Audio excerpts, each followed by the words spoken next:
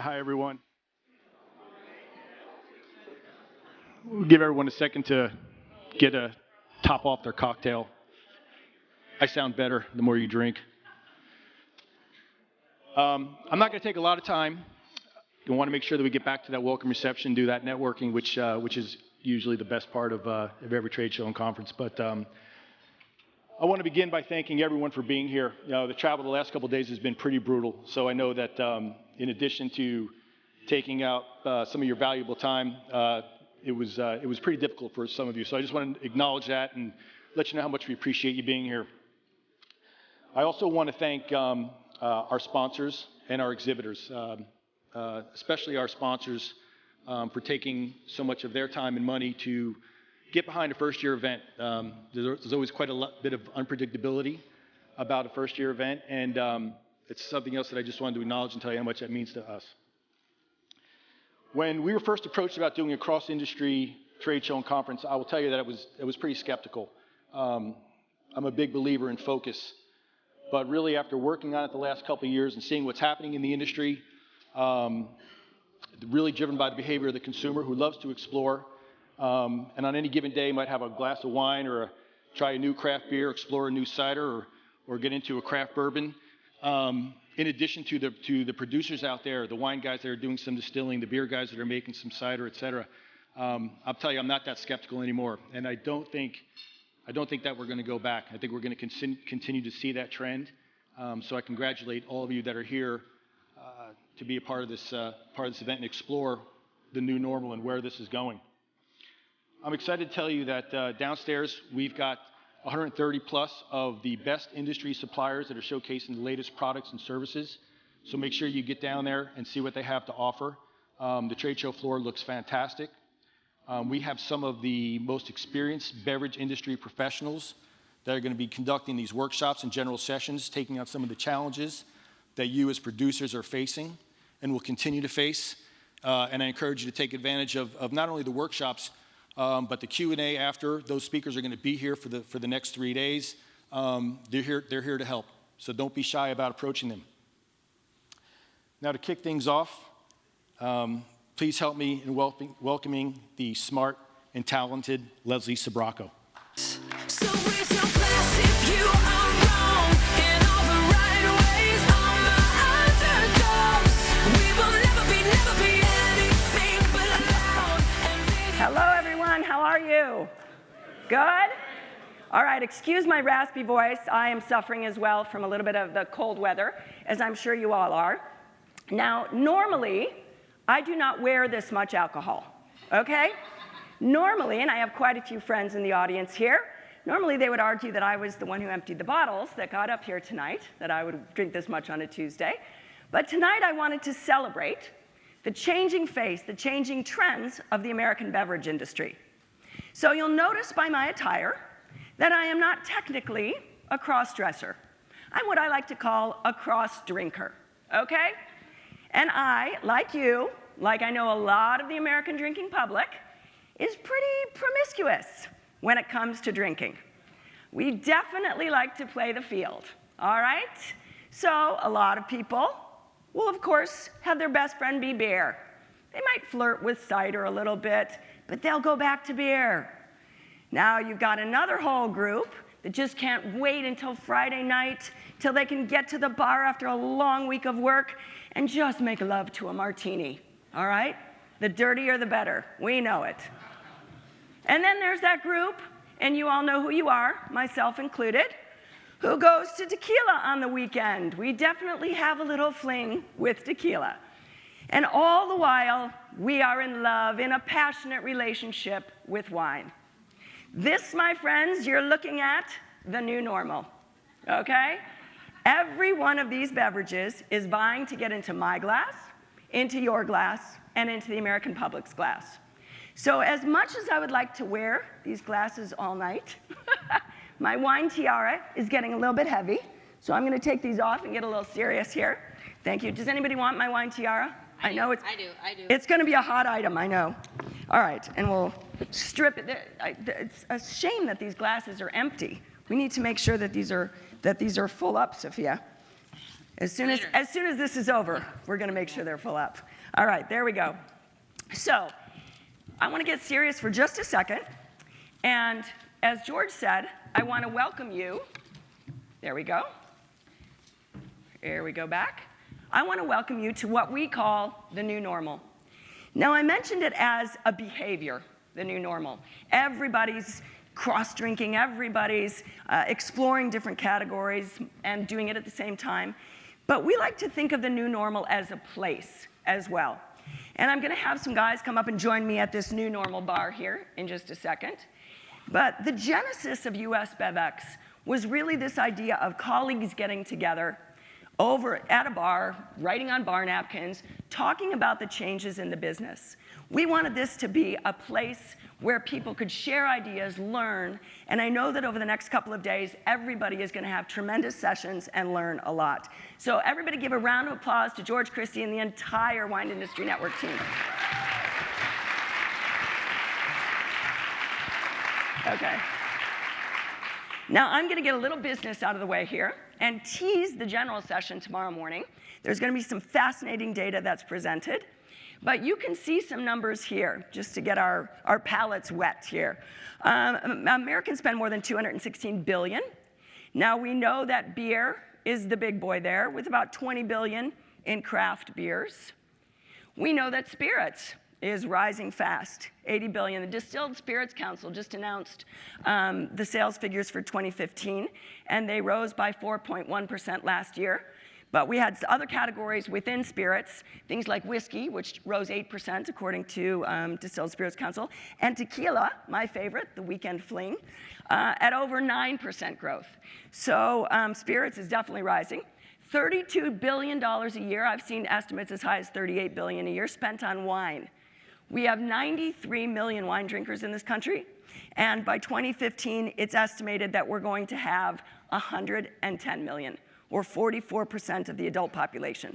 So wine is going up and up and up. Now cider, and we're going to have Greg here in a second to talk about cider. Cider is not even really a slice of the pie yet. It's sort of the cherry on the top of the pie. But we're getting there with cider. Quintupled growth in the last 3 years. A little dip over the holidays, but cider is something that we're going to be talking a lot more about. And when it comes to behavior, there's a few sessions that I know people will be excited about. And one of the themes that we'll be talking about is certainly trading up. Now, the Silicon Valley Bank, has anybody read the report that just was released in January? Very fascinating, 75 pages, lovely. 75 pages, but the gist of it was that actually after 20 years of wine growth, we're gonna see a dip in the growth of wine. And that's not because of people not drinking, it's they're drinking better. The sub $10 category is the one suffering. And we're all trading up, drinking maybe a little less, but drinking better in all categories. Storytelling, we're gonna talk about that with the group that comes up here. Very important, local, sustainable, all of the stories behind the brands. And a lot of that is driven by millennials. And I don't know if anybody saw, as I was walking in tonight, the news had, running across in a chyron, that millennials account for half of the wine that was drunk in 2015. They are now the largest category of wine drinkers, 36%, but they constituted 160 million cases. So they can drink. And they also drive the cross-drinking phenomena, which is what I think is really important as we move forward in talking about the new normal. And 40% of all, more millennials, but 40% drink or graze, as the Wine Market Council's John Gillespie calls it. So we've got a lot of interesting sessions coming up. And what I'd like to do is introduce and call up my panel so that they can talk and not me. All right, I want Ralph, come on up. Ethan, come on up. Greg, come on up. Round of applause. Okay. Thank you. This is Greg Hall, and everybody knows Greg Hall, I'm sure, because of Goose Island Beer. He'll tell us about that, and Virtue Cider. And we've got Ethan Fixell, who is a comedian, so I'm expecting a lot of funny things out of you tonight. A comedian and a beer and spirits writer from New York City. And of course, Ralph, you are Tuttletown Whiskey. Sorry, you're Ralph, Tuttletown Whiskey, and Hudson Hudson whiskey. That's right. So I'm going to kick it off and talk about the first subject, which is this idea of cross-drinking. And I'm going to give that to you, Greg. What do you think about cross-drinking? And because you obviously came from beer into spirits, beer into cider, you've got a lot of mixing going on.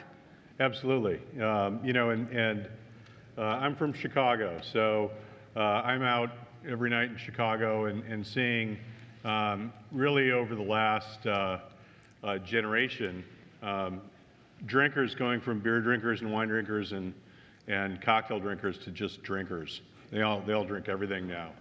And I was just last week. 2 weeks ago. I was in Portland for a cider conference, and everybody there was drinking beer. Last week I was down in Tulum at a wedding for a bartender buddy of mine. There were 90 bartenders and spirit people down there.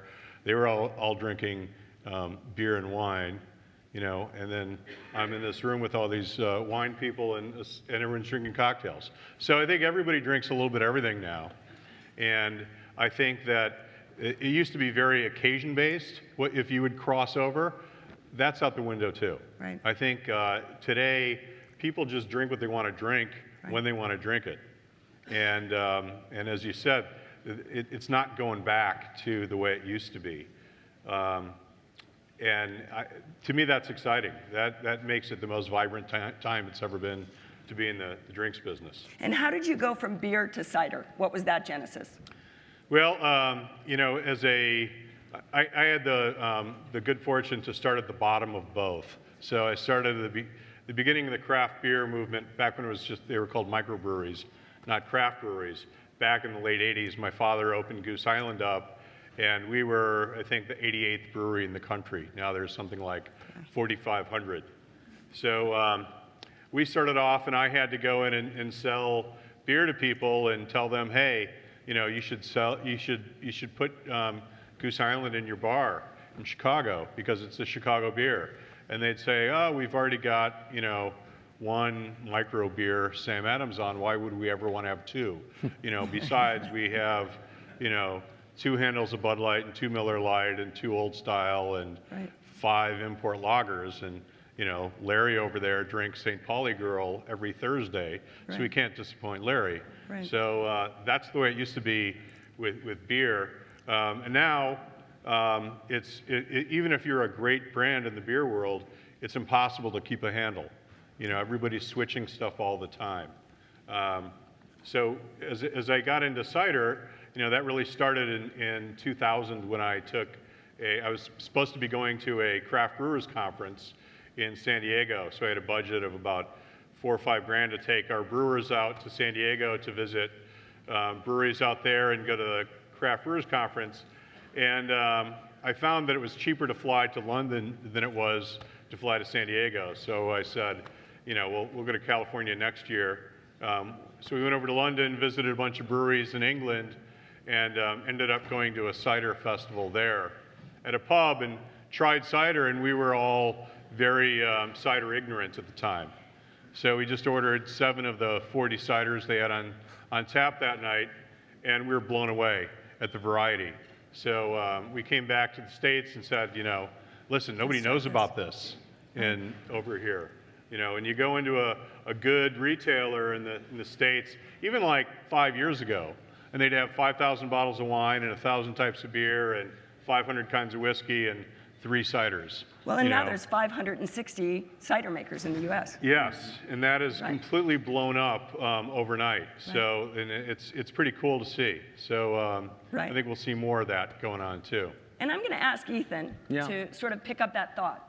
560 cider makers. We've got 4,000 bonded wineries, 135,000 pending wine labels. You know, Nielsen, you'll hear more Nielsen data, 10,000 new SKUs in retail, 4,000 of which are wine. Is there too much choice right now? I mean, I feel like there's never such a thing as too much choice, really. I mean, when you put limitations on people and not allowing them to choose things, it's a bad thing. Like, my Jewish mother, my whole life, was saying, why don't you meet a nice Jewish girl? Meet a nice Jewish girl. I dated Italians my whole life, okay? Because people don't want to be limited by what they can do. And so I think that this applies to drinking, right?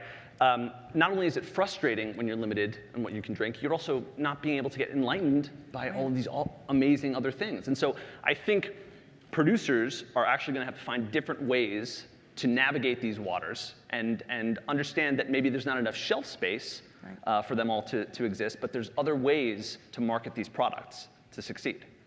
And let's talk about that. What are some ways, Ralph, that you market products? And I know you're a locavore and you're all about sort of being a voice for local products and artisan products. Talk to us about that. Is that a way to market? When we started out, we didn't have a budget of any kind. We were working right out of our pockets. And I literally put it in the trunk of my car and went out and sold it up and down the Hudson Valley. Right. And what I discovered very quickly is it was the first time that any bar owner, restaurant, or retailer had ever actually met the person who was making what they were selling for all those years on their shelf. Yeah. And it always got me right to the front of the line every morning when I walked in. So we advise everyone who's getting into the business to get out there yourself and speak with people, because it's your product. Nobody can sell it as well as you can. That's right. And it takes time to establish a track record that will draw a wholesaler's attention. When I started out, when I started out... Do you need a drink? No. Hang on. There you go. Wholesalers were like the devil to me. I couldn't understand why I had to have them and give them some of what I was making. And then it quickly became apparent that they fill a very vital need. I'm not in the trucking business. I'm in the distilling business. And and it turns out that most of the things out there in the industry we discover actually have a purpose, even though they're arcane. Right. But they do have a purpose. But so that individual attention and engagement by the owner is what separates the artisan producer from the mass producer. Right. But he brings up a good point. I mean, there's actually something to address here. Some of these brewers, for example, like Denver, in the Denver scene, there are breweries who are bypassing the three-tier system. They are going to sell directly to consumers. There's a brewery that I spoke with for a piece called Call to Arms in Denver. And their business model is to create a brewery that serves just the neighborhood.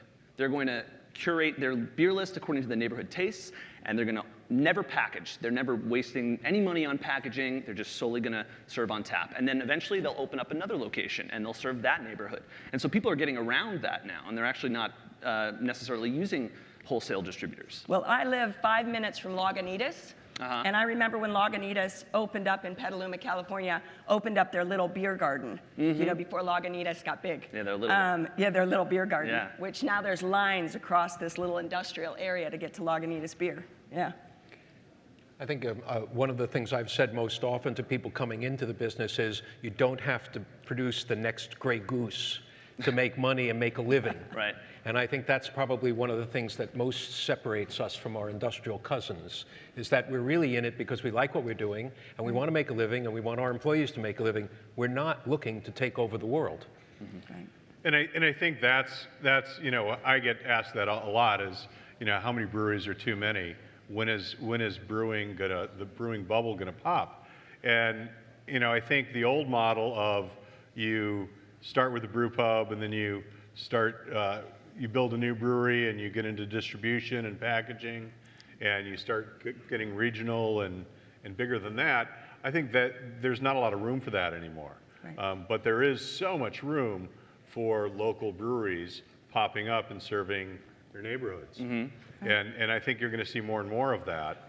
And it's going to squeeze a little bit those regional guys in the middle, because I think one of the things that's happened in the beer world in the last 5 years is the style IPA has become such a commodity now. You know, why? You know, you may favor Lagunitas IPA and you go in and you order that, but if they don't have it and they have another IPA, you'll just drink the other IPA, and that's fine. And when the other IPA happens to be made by the guy who lives 2 blocks away and whose kids go to school with your kids, you know, why wouldn't you sell that? Right. That's going to continue to happen, especially in the cities, obviously. Right. And what about marketing? Let's talk about marketing and the rise of social media and the importance of this. I know, again, we're going to have other sessions on this sort of stuff, but Ethan, where do you're probably the only millennial, I'm sorry to say, on Yes. this panel, but he As is. a 19-year-old, I am the only millennial here. All right, get off. You can't drink. Get off. You gotta can't go. drink. No, it's funny. I think that the biggest change in that sense with the way that millennials purchase is that it's not enough to have an amazing product. You have to have an amazing product and stand for something and have values, that mean something, or be a company that is important and that they can connect with. If you have a great beer, but it's made by abused baby chimps, it's not going to sell. You have But to. if you have monkey baby, Monkey baby, monkey puppy baby. Puppy baby, that will sell. That will sell Right. because that stands for something. The point is, it's really important to have values and to have an ethos, and especially in the brewing world that I'm working with so much, millennials really connect with that, and they want to know where their product is coming from, and they want to know what it means when they're drinking it. Right. And I saw this article, I don't know if anybody read it, from Punch Magazine. It was really hilarious about the rise of millennials as a boozy brat pack, the new boozy brat pack. And so I just took a little pull quote from that. But it's very true. It's not about, certainly in the wine business, which is where I come from, it's not about ratings, Parker and Spectator. Those don't hurt, obviously, to sell wine, but it's really much more about what your friends have said about it. It's such a digitally driven group. And as I mentioned before, they now lead the pack in wine sales. So it's a different behavior, isn't it, with millennials? And we've been talking about it for years, but now we've tipped the scales. What do you think in terms of spirits have you seen, Ralph? What we find most often is that not exactly what you were saying, and that is the backstory matters. Right. Who you are and how you do what you do. The term craft is not, it's a totally subjective word. And so the fellow who works for Brown-Forman and in a big giant industrial whiskey making plant, who's been working there for 40 years, has just as much a craftsman as the guy who's in my plant making my goods. And it has more to do with the way that you come to your career. Right. So the bulleted item that you had up before about authenticity really matters. We find it more and more every day.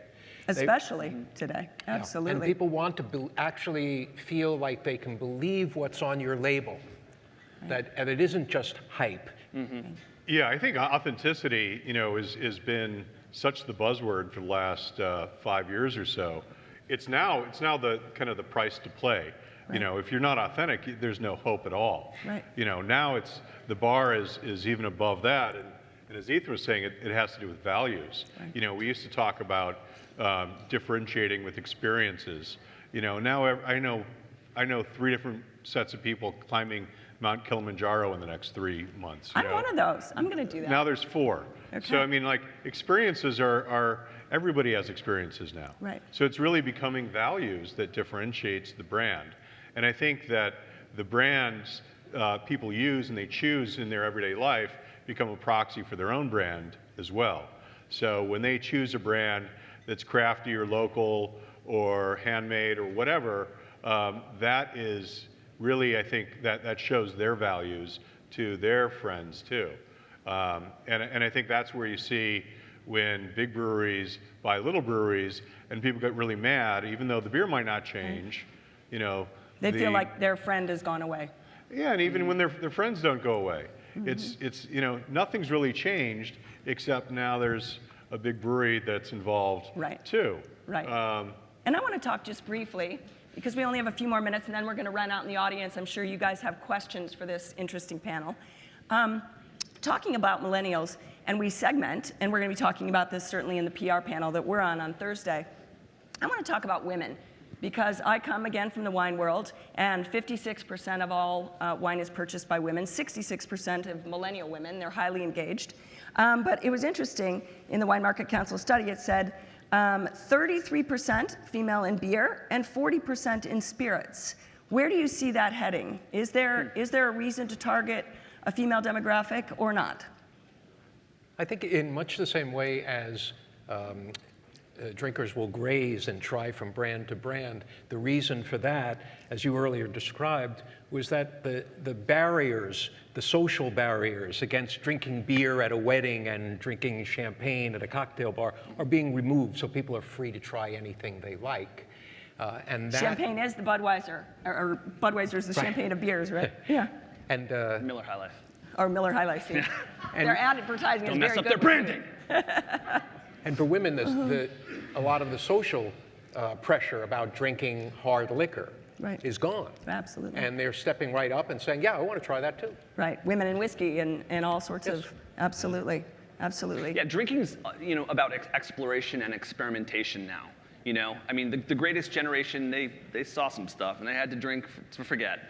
And the baby boomers drank to deal with their parents. And now the younger people are drinking to just explore and, experiment and try different things, and get out there.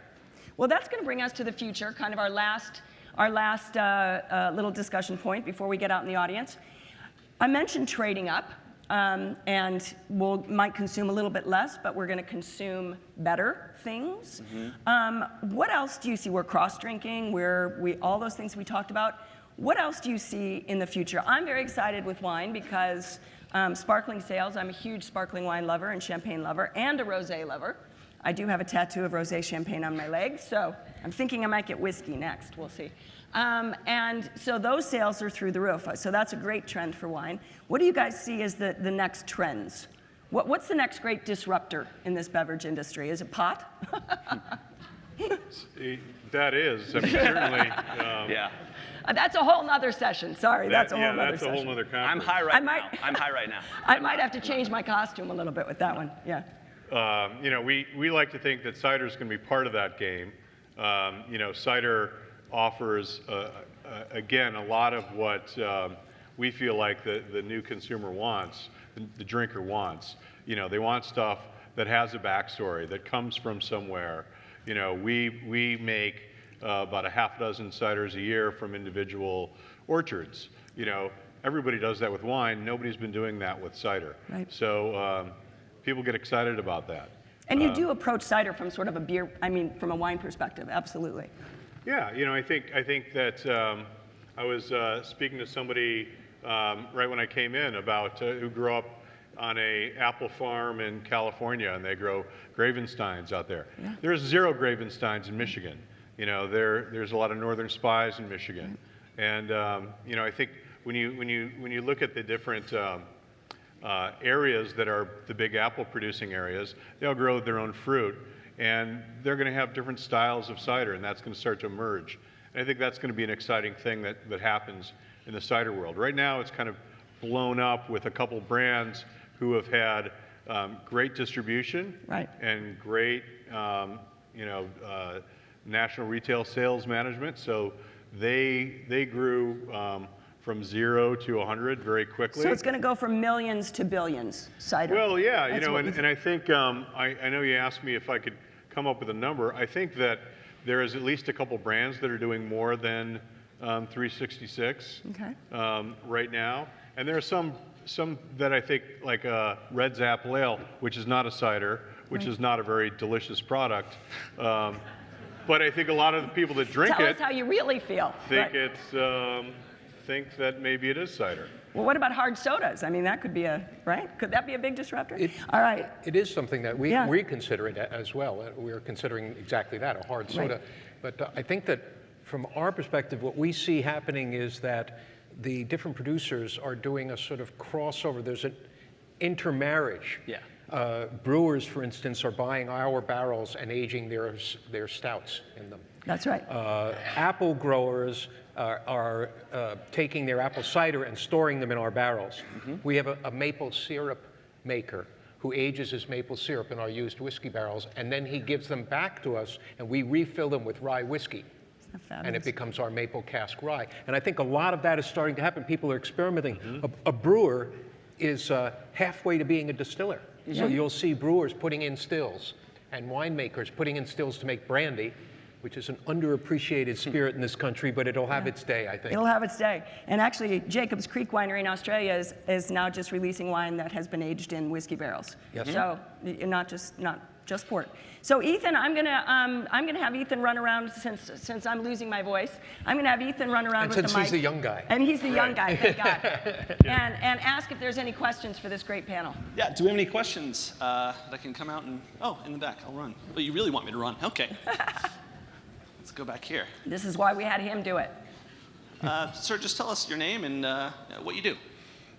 I'm Peter Winters and have a company, Da Vinci Display, and we create displays for the craft beverage industry. Great. What's your question? Okay. Jason is a great bartender in Asheville, North Carolina. Lex 18 is the place. It's a moonshine place. Mm-hmm. And his theory is that moonshine and spirits is the next explosion.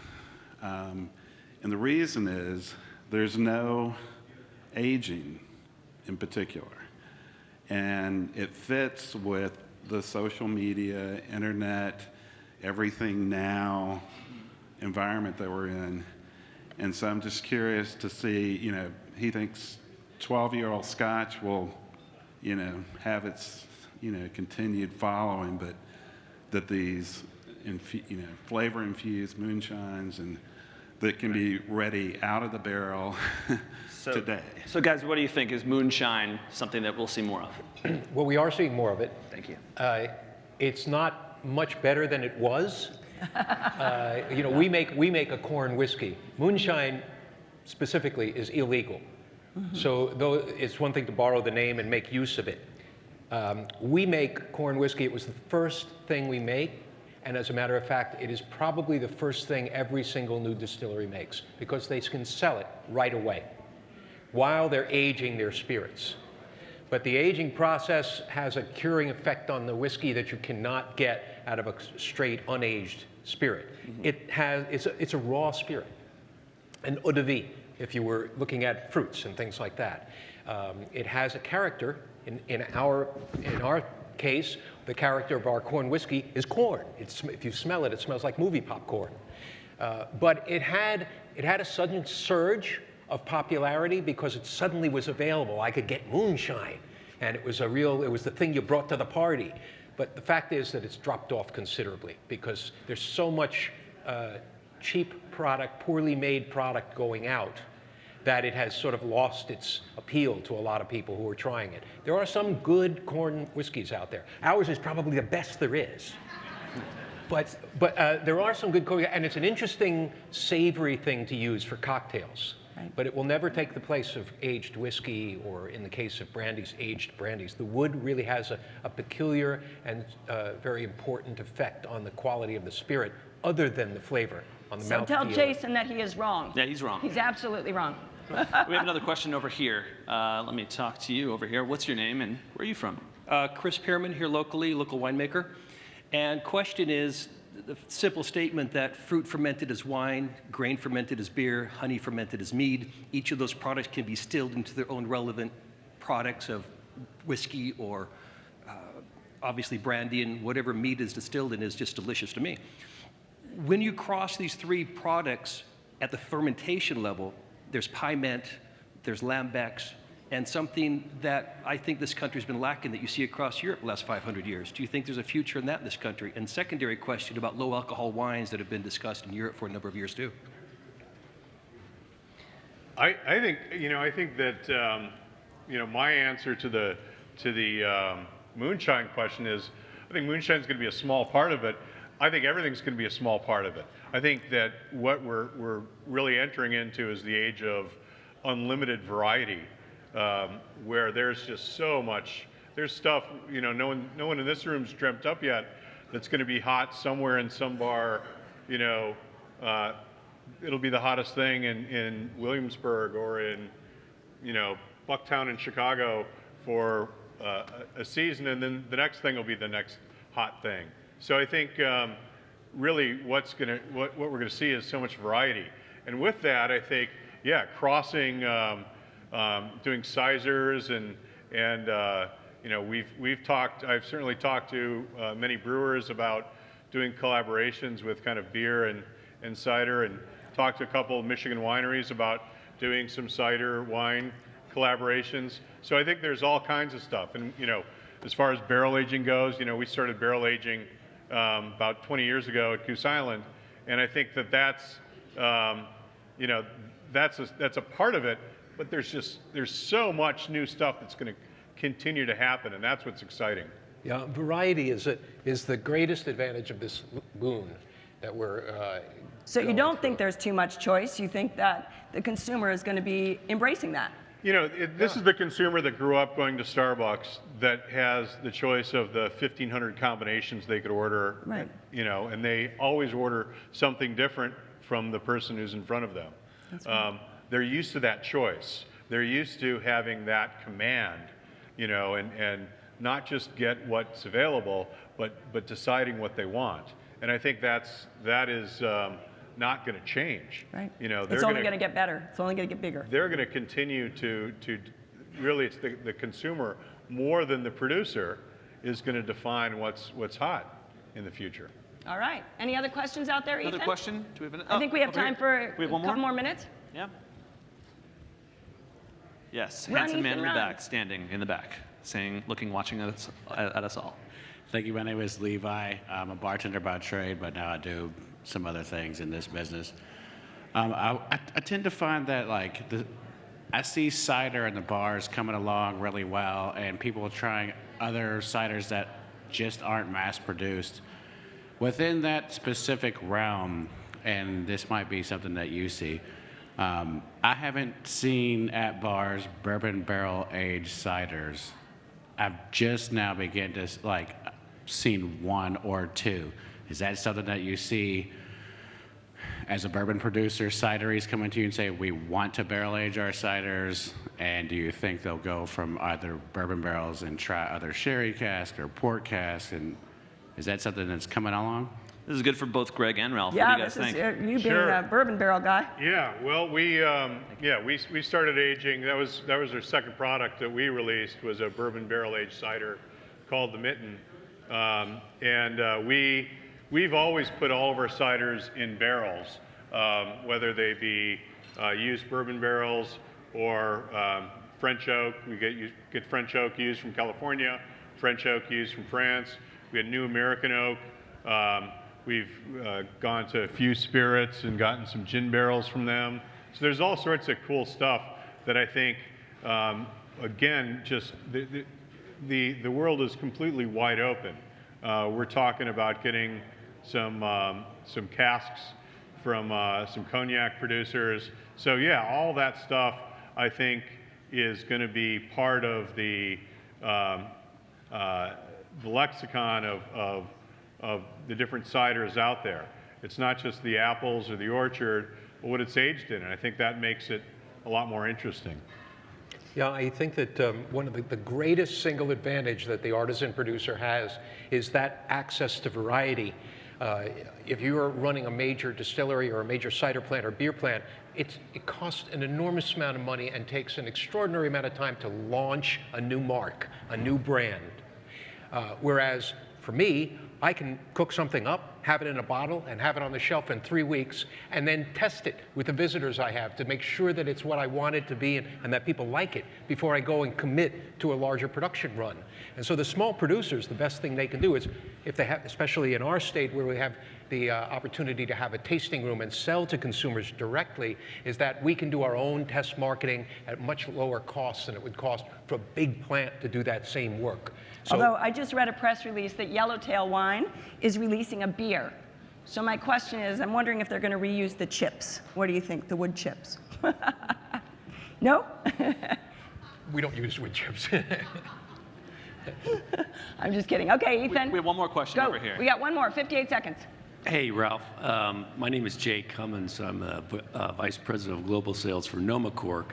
And you said something that really intrigued me regarding distribution when you said that you characterized it as trucking. And I don't know if there's any distributors here, but I think they probably cringed a little bit when you said that.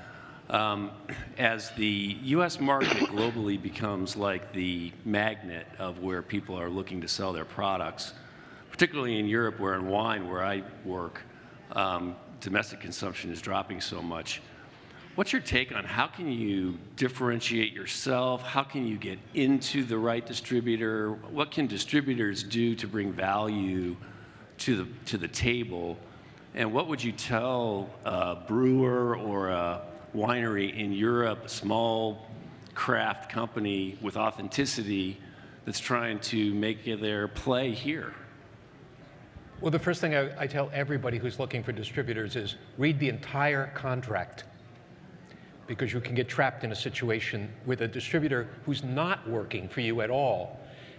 Early on, we got calls from large distribution firms, and I always pictured it very much the same way, the last scene in Raiders of the Lost Ark, when they're pushing the Ark into that big warehouse and it just disappears into the stacks. And we, with the dedicated contract, we would be stuck with that person. Now, and by the way, my comment earlier about not in the trucking business wasn't a diss. It actually, you know, the fact is that the trucking part is the most expensive part of moving the goods. And I always tell my partner, we don't want to have a truck full of our goods sitting on the West Side Highway and get the phone call at 3 in the morning because it's broke down. Whereas wholesalers are prepared for this kind of thing. They also have extraordinary access to the markets, and which, when we go into a new city, we don't know anything or anybody. And a good distributor can guide you into the market. But the first rule is don't let the distributor go off alone. Make sure that you work as hard with the distributor as you want him to work with you. Meet the salesman, go on calls, because one of the greatest sales gimmicks you can have is to walk in with the salesman and he goes, "This is the guy who made it." Absolutely. I would say also that we're in probably the best age for distribution, at least since I've been in this business in the last 30 years or so.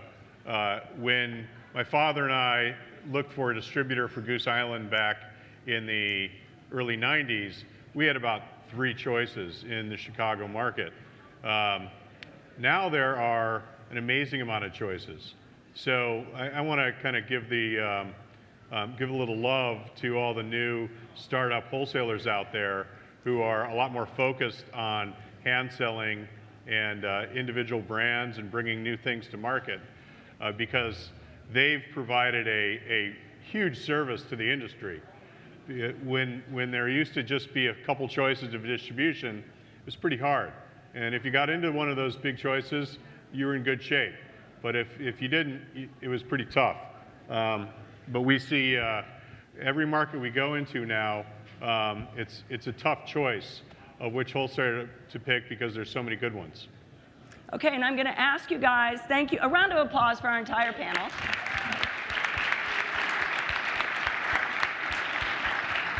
Lovely job, Ethan, kind of like Vanna White right here.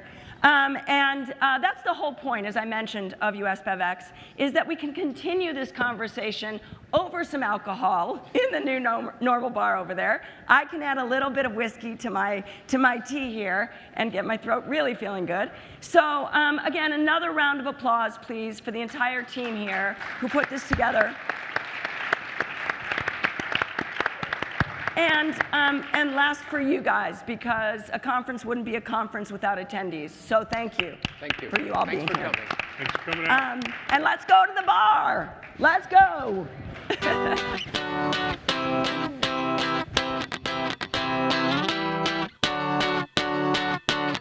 Right, turn off the lights. We gonna lose our minds tonight. What's the